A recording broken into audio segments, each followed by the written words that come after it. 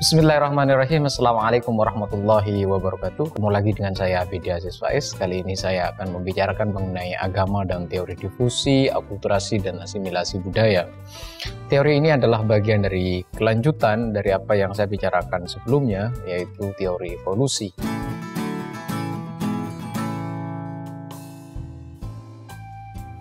Kalau kita melihat perkembangan dari teori difusi kebudayaan, adalah bagian dari reaksi atau ketidakpuasan terhadap penjelasan dari teori evolusi. Teori evolusi ini sebagaimana saya jelaskan sebelumnya bahwa lebih menekankan pada apa yang disebut dengan independent inventions, yaitu semacam melihat perubahan-perubahan yang terjadi dari dalam diri kebudayaan itu sendiri. Yang kedua, kelemahan dari teori evolusi budaya adalah tidak bisa menjelaskan perubahan kebudayaan yang berlangsung dalam satu zaman, karena evolusi itu menunjukkan waktu yang sangat lama, sangat panjang, dan melihat proses sebelumnya dan sesudahnya, perkembangannya seperti apa, sehingga teori evolusi kebudayaan itu tidak bisa juga menjelaskan mengenai perubahan-perubahan yang terjadi dalam satu zaman. Itu adalah bagian dari kelemahan teori evolusi, dan itu mengapa kemudian teori difusi hadir. Kelemahan dari teori evolusi juga dalam konteks ini, teori evolusi budaya dalam menjelaskan kebudayaan adalah tidak mampu menjelaskan mengenai perubahan kebudayaan yang lahir dari pengaruh luar kebudayaan itu sendiri. Karena proses perubahan kebudayaan itu juga terjadi karena proses-proses yang pertemuan dengan budaya luar atau dipengaruhi oleh budaya luar. Teori evolusi tidak menjelaskan itu. Karena itu teori difusi hadir untuk kemudian melengkapi penjelasan-penjelasan mengenai teori kebudayaan. Konsep teori difusi, kalau kita melihat konsepnya secara lebih dalam, difusi itu adalah semacam penyebaran unsur-unsur kebudayaan bersamaan dengan penyebaran dan migrasi kelompok manusia di muka bumi. Jadi kalau dilihat dalam sejarahnya, teori difusi ini tumbuh dan berlangsung atau diformulasi dari proses fenomena perkembangan migrasi manusia atau penyebaran kehidupan manusia di muka bumi. Bagaimana kemudian kebudayaan-kebudayaan satu dengan yang lain bertemu sehingga saling mempengaruhi dan terus berubah. Yang kedua, konsep difusi ini menekankan pada aspek pengaruh kebudayaan yang datang dari luar, tidak hanya menekankan dari dalam. Ini kebalikan dari apa yang disebut tadi teori evolusi. Kalau teori evolusi menekankan independent inventions, yaitu semacam perubahan-perubahan dari dalam, maka teori difusi ini lebih menekankan pada aspek pengaruh kebudayaan yang datang dari luar. Yang ketiga, konsep teori difusi kebudayaan adalah mensyaratkan yang disebut dengan kontak budaya. Difusi kebudayaan itu tidak mungkin terjadi tanpa ada kontak budaya, baik itu manusianya, baik itu bahasanya, atau aspek komunikasi kebudayaannya melalui berbagai bentuk. Jadi teori difusi kebudayaan itu mensyaratkan kontak budaya, dan kontak budaya ini termasuk salah satu yang tidak bisa dihindari oleh berbagai kebudayaan di dunia. Dalam konteks sekarang, tentu teori difusi tidak bisa dihindari karena sekarang sudah ada berbagai hal ya, termasuk teknologi informasi, kebudayaan, televisi, dan sebagainya, termasuk globalisasi dengan teknologi informasinya. Itu tidak mungkin kita kemudian menghindari pertemuan atau pengaruh budaya lain terhadap budaya kita. Itu bagian-bagian dari bagaimana proses difusi atau konsep difusi bekerja di dalam ruang kebudayaan kita. Mari kita lihat bagaimana proses difusi kebudayaan itu terjadi. Sekarang kita akan membicarakan mengenai bagaimana proses difusi kebudayaan itu terjadi dan mempengaruhi proses perubahan kebudayaan satu dengan yang lain. Yang pertama adalah proses difusi kebudayaan itu terjadi karena penyebaran manusia. Penyebaran manusia ini bisa lambat juga, bisa otomatis juga terjadi ya. Karena misalnya proses-proses pertumbuhan manusia di muka bumi itu kan proses-proses yang terus berkembang, kemudian secara evolusi juga mencari tempat-tempat di berbagai penjuru dunia. Jadi penyebaran manusia itu terjadi baik karena kepentingan-kepentingan pekerjaan atau kepentingan-kepentingan mencari pola-pola hidup baru, atau kalau di masyarakat lama arah nomad ya, nomad pindah satu ke tempat yang lain karena mencari penghidupan, mencari mata pencaharian, mencari sumber mata air dan sebagainya. Ini misalnya bisa dicontohkan bagaimana orang-orang Eropa Utara menuju Asia Tengah yang kemudian menyebar ke Asia Tenggara dan Asia Selatan. Ya. Bisa juga proses penyebaran manusia itu cepat dan mendadak. Ya. Cepat dan mendadak itu bisa karena proses alam, ya, bisa karena proses bencana alam dan sebagainya, bisa proses perang, ya, bisa karena proses migrasi yang terus-menerus terjadi. Misalnya ada sekitar 3 juta orang Spanyol yang pindah ke Amerika Selatan pada abad 16 dan 17 itu ya. Jadi atau kolonial Spanyol yang kemudian banyak kemudian melakukan penyebaran dan penjelajahan di berbagai benua termasuk benua Amerika, bahkan sampai ke Indonesia. Ini merupakan bagaimana proses-proses difusi kebudayaan dilalui, yaitu melalui proses penyebaran manusia. Yang kedua, seiring dengan penyebaran manusia yang terus tumbuh, bersamaan dengan itu semua tersebar pula kebudayaan dan sejarah, bahkan proses penyebaran unsur-unsur kebudayaan ke seluruh penjuru dunia. Di sini difusi itu terjadi. Jadi proses-proses penyebaran manusia, baik cepat maupun lambat, baik melalui migrasi maupun melalui proses bencana dan perang atau proses-proses pencarian mata pencaharian, itu juga pada akhirnya membawa pada unsur-unsur perubahan dalam konteks kebudayaannya. Sebab kenapa? Sebab dalam proses penyebaran kebudayaan itu, manusia itu saling bertemu, manusia itu saling menyapa, manusia saling mempengaruhi. Manusia adalah makhluk yang paling cepat belajar, paling cepat beradaptasi, dan sebagainya. Di situ kemudian proses-proses kebudayaan itu saling mempengaruhi. Ada pengaruh dari luar, unsur-unsur kebudayaan luar yang berpengaruh terhadap unsur-unsur kebudayaan di dalam, pun begitu yang di dalam berpengaruh misalnya terhadap kebudayaan yang datang dari luar. Ini nanti yang disebut dengan difusi. Sekarang mari kita lihat secara lebih konkret, secara teoritis, bagaimana relasi dan difusi kebudayaan itu terjadi. Pertama, relasi dan difusi kebudayaan itu satu bisa mengambil bentuk hubungan yang disebut dengan hubungan simbiotik. Hubungan simbiotik terjadi adalah karena kebudayaan masing-masing itu tidak berubah meski terjadi pertemuan. Ya.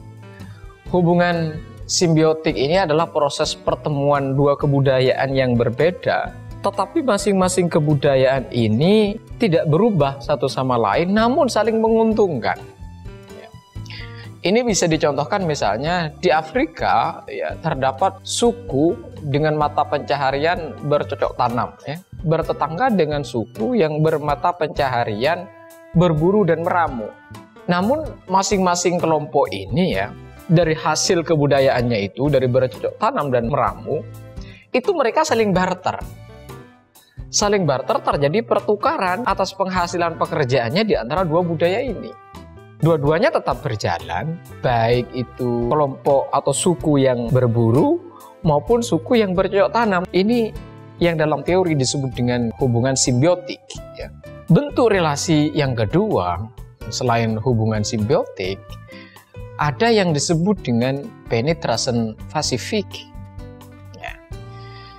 Yang ini terjadi proses-proses penetrasi secara damai. Ya.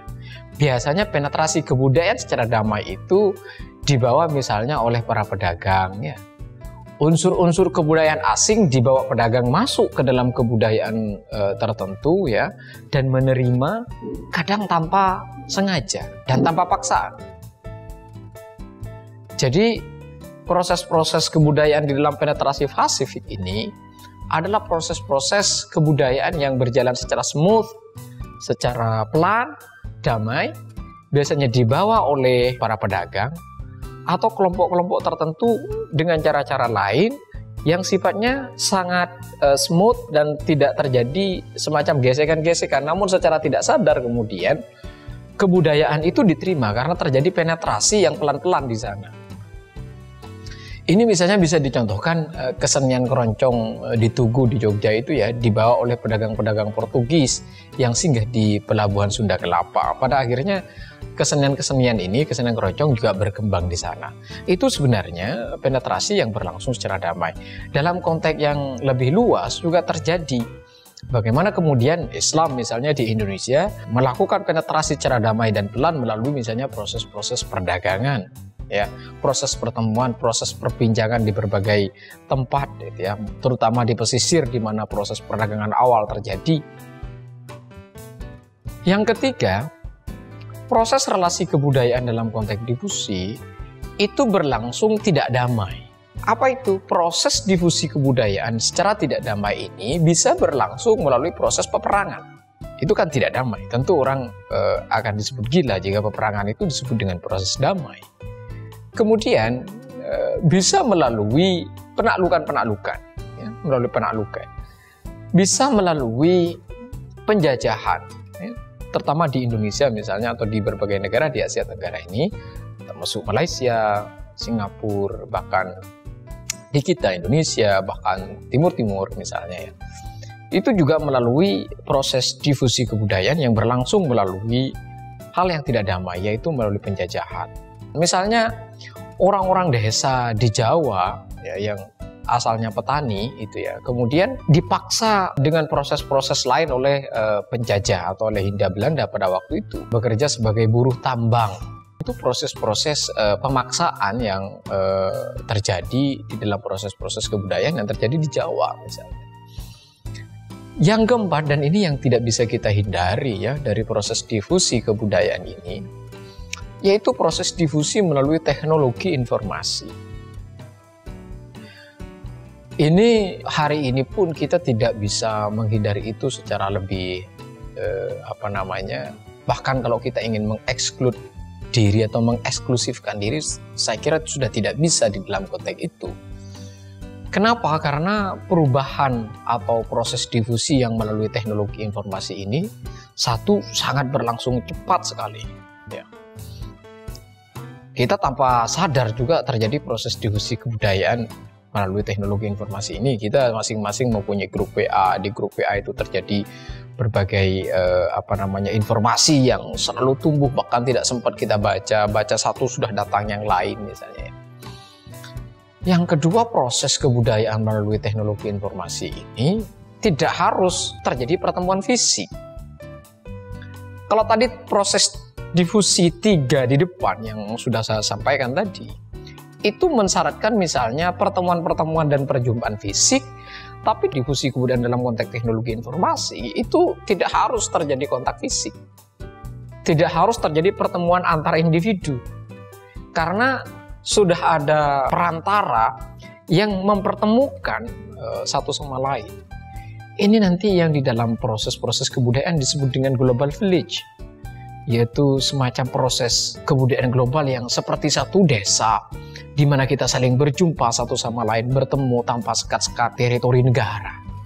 Tersedia misalnya di sini alat-alat komunikasi modern, ya, seperti radio, televisi, surat kabar, ya. Sekarang sudah ada grup WA, sudah ada TikTok, sudah ada IG, sudah ada Facebook dan sebagainya. Itu difusi kebudayaan sangat terjadi di dalam proses ini, dan ini berlangsung cepat meski misalnya tanpa pertemuan-pertemuan fisik. Nah, sekarang pertanyaan yang perlu kita ajukan, bagaimana dengan agama? Apakah agama juga mengalami proses difusi kebudayaan? Sekali lagi saya ingin mengulang penjelasan-penjelasan saya di video sebelumnya, bahwa dalam perspektif sosioantropologi, terutama sosioantropologi agama, agama dalam konteks ini ditempatkan sebagai bagian dari proses kebudayaan manusia. Maka agama sudah pasti sebagai bagian dari kebudayaan itu juga mengalami difusi. Pertama, kalau kita melihat bagaimana proses difusi kebudayaan terjadi dalam agama, itu misalnya dibawa oleh para misionaris atau para penyiar atau para dai, ya, para dai. Dalam proses difusi kebudayaan melalui misi atau melalui penyebaran agama, itu sudah jelas dilakukan dengan terencana, dengan sengaja. Karena proses penyebaran agama. Jadi ini yang kemudian banyak berpengaruh juga dalam bentuk-bentuk keagamaan, bahkan merubahnya, atau bahkan terjadi semacam saling dialog di dalamnya. Yang kedua, proses difusi agama itu juga terjadi karena proses perpindahan pemeluk agama dari suatu daerah ke daerah lain. Ya. Ini proses migrasi. tentu pemeluk agama satu dengan agama yang lain itu juga manusia yang juga memiliki kebutuhan-kebutuhan yang juga berpindah ke satu tempat dan ke tempat yang lain. Dan perpindahan dari suatu tempat ke tempat yang lain itu jelas mempengaruhi bagaimana proses keberagamaan di tempat dia berimigrasi. Dan ini agama kemudian melakukan penetrasi di sana, baik sengaja maupun tidak. Sehingga terjadi difusi kebudayaan atau difusi agama. Difusi agama dalam konteks ini tidak harus merubah dalam konteks bentuk dasarnya. Tapi bagaimana kemudian agama itu menjadi lebih terbuka, misalnya mengalami perubahan dalam konteks bentuknya, tapi tidak mengalami perubahan dalam konteks ajarannya misalnya. Yang ketiga, proses difusi dalam agama itu juga terjadi dalam konteks penaklukan dan peperangan. Tentu apakah ada peperangan berdasarkan agama? Jelas sekali, ada peperangan di Eropa yang berlangsung ratusan tahun ya. Semacam perang salib, ya proses-proses penaklukan dan penyebaran agama, baik Islam maupun Kristen itu juga terjadi. Bagaimana misalnya dalam sejarah Islam, Amr bin As memimpin misalnya penaklukan Mesir. Mau tidak mau pada akhirnya pertemuan-pertemuan yang sifatnya memaksa seperti itu juga terjadi difusi di dalam konteks sana. Kemudian melalui penjajahan ya, jargon misalnya penjajah Spanyol atau penjajah-penjajah yang datang dari Portugis misalnya ya, ke Indonesia adalah ada gold, glory gitu ya. Jadi di antara seluruh proses kebudayaan ini yang jelas yang tidak bisa kita tolak, proses itu membawa pada proses-proses terjadinya difusi agama sebagai bagian dari kebudayaan. Yang keempat adalah melalui proses perdagangan yang berpengaruh pada penyebaran agama. Kita langsung teringat bagaimana kemudian proses penyebaran agama yang masuk ke Indonesia itu juga melalui proses-proses perdagangan ya, yang kemudian membawa pengaruh pada perubahan-perubahan keagamaan dan misi keagamaan pada akhirnya terjadi di sana.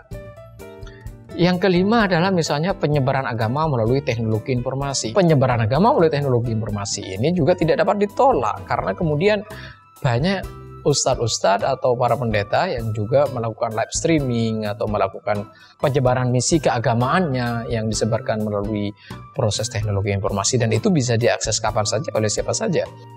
Mau tidak mau pada akhirnya juga terjadi difusi di sana. Ini yang belakangan misalnya menemukan bentuk baru dari bagaimana difusi kebudayaan dalam konteks agama itu terjadi. Ini adalah proses difusi kebudayaan. Mari kita sedikit berpindah di dalam proses akulturasi kebudayaan. Ini sudah keluar sebenarnya dari penjelasan difusi. Ini adalah proses yang lain ya, proses akulturasi kebudayaan. Apa itu yang disebut dengan proses akulturasi kebudayaan?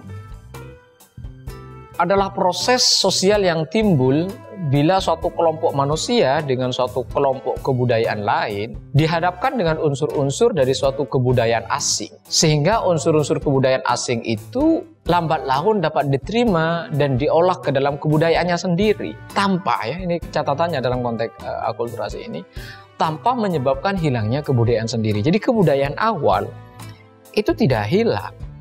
Proses akulturasi ini berlangsung cepat ketika datang kebudayaan bangsa-bangsa Eropa Barat misalnya ya, mulai menyebar ke seluruh muka bumi dan mempengaruhi masyarakat suku-suku bangsa di Asia, Afrika, dan Amerika misalnya.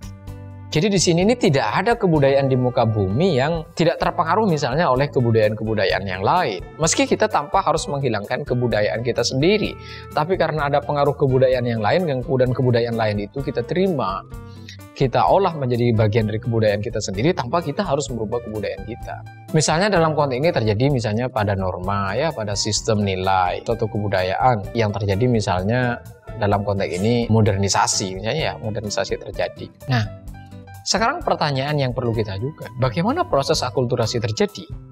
Ya. Akulturasi terjadi melalui tiga hal utama. Satu, proses difusi.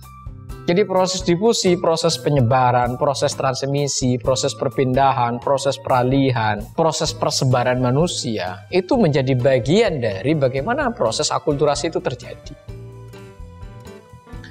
Yang kedua adalah proses akulturasi kebudayaan terjadi melalui aspek yang disebut dengan aspek evaluasi, yaitu penilaian yang dilakukan oleh pihak penerima. Jadi ketika ada kebudayaan atau unsur-unsur kebudayaan asing datang kepada kebudayaan kita, kita yang memiliki kebudayaan itu memiliki aspek evaluatifnya.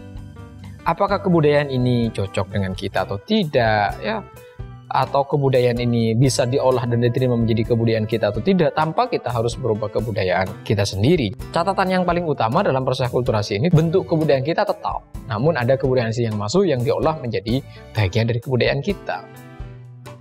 Yang ketiga adalah proses integrasi. Proses integrasi ini adalah proses penyatuan unsur kebudayaan yang baru dengan sistem yang ada. Jadi kemudian unsur-unsur asing yang masuk itu diolah menjadi milik kita dan menjadi bagian dari sistem kebudayaan kita sendiri, menjadi sistem kebudayaan-kebudayaan tertentu. Bagaimana dalam aspek asimilasi kebudayaan? Jadi ada difusi, ada evolusi budaya, ya, ada difusi kebudayaan, ada akulturasi budaya, dan ada asimilasi budaya. Asimilasi ini adalah proses sosial yang timbul bila ada golongan-golongan manusia dengan latar belakang kebudayaan berbeda. Jadi mensyaratkan ada kelompok kebudayaan dengan latar kebudayaan yang berbeda. Lalu yang kedua, suatu kebudayaan yang berbeda ini saling bergaul, ya, bergaul secara langsung, secara intensif untuk waktu yang lama. Jadi ada dua kelompok kebudayaan atau manusia yang memiliki latar belakang budaya yang berbeda, lalu intensif bergaul itu, ya. Pergaulannya berlangsung sangat lama. Sehingga kemudian kebudayaan golongan tadi masing-masing berubah sifatnya yang khas. Dan juga unsur-unsur masing-masing juga berubah wujudnya. Sehingga menjadi unsur-unsur kebudayaan campuran. Ini terjadi misalnya golongan minoritas terhadap mayoritas, ini juga banyak terjadi di Indonesia, ya. Bagaimana kelompok minoritas misalnya pada akhirnya mengikuti pola-pola kehidupan mayoritas. Jadi kalau di dalam konteks asimilasi kebudayaan ini adalah pertemuan dua kebudayaan yang kemudian pergaulannya intensif, sangat lama terjadi di situ, pergaulan yang masif dan bahkan intim, sehingga terjadi percampuran kebudayaan di antara unsur-unsurnya, bahkan di situ mengalami bentuk kebudayaan baru. Semoga ini memberikan cara pandang dan cara berpikir kita bahwa kita hidup di dunia ini sudah tidak memungkinkan lagi untuk eksklusif, tidak bertemu dengan kebudayaan satu dengan kebudayaan yang lain. Justru dalam banyak aspek kebudayaan kita banyak bertemu dan bahkan dipengaruhi oleh kebudayaan satu dengan kebudayaan yang lainnya. Itu saja teman-teman sekalian, jika ada beberapa hal yang tidak bisa dipahami atau masih menimbulkan ketidakmengertian, Anda bisa memberikan komentar atau pertanyaan atau bahkan mengoreksi atau bisa menambahi keterangan saya ini melalui komen YouTube dan saya akan membalasnya. Terima kasih, jangan lupa bahagia. Assalamualaikum warahmatullahi wabarakatuh.